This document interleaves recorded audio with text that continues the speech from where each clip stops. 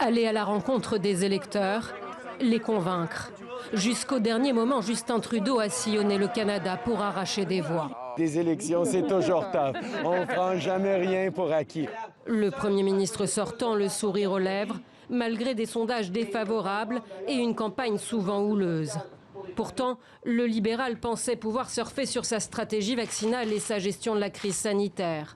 Ces législatives anticipées qu'il a lui-même convoquées, espérant retrouver une majorité perdue au Parlement il y a 2 ans, se sont transformées en référendum pour ou contre lui. Climat, avancées sociales, droits des minorités, Justin Trudeau aura passé 36 jours à défendre son bilan.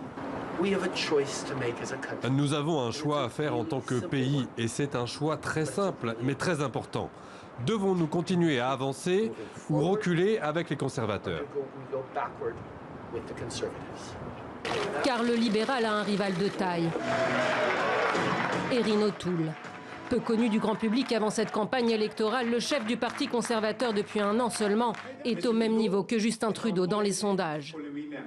T-shirt noir moulant et muscles saillants ou basket aux pieds, cet ancien militaire devenu avocat est parvenu à offrir une image moins rigide que celle de ses prédécesseurs. Pensez au Premier ministre que nous voyons aujourd'hui, celui qui s'accroche au pouvoir en divisant le pays, en favorisant la peur, en semant la méfiance et la désinformation partout où il va. Le natif de Montréal, qui a grandi dans l'est de Toronto, se veut aussi progressiste. Il est pro-IVG, dit soutenir les minorités sexuelles, assure avoir un plan pour le climat et se sert des casseroles de corruption et d'influence que traîne l'actuel Premier ministre.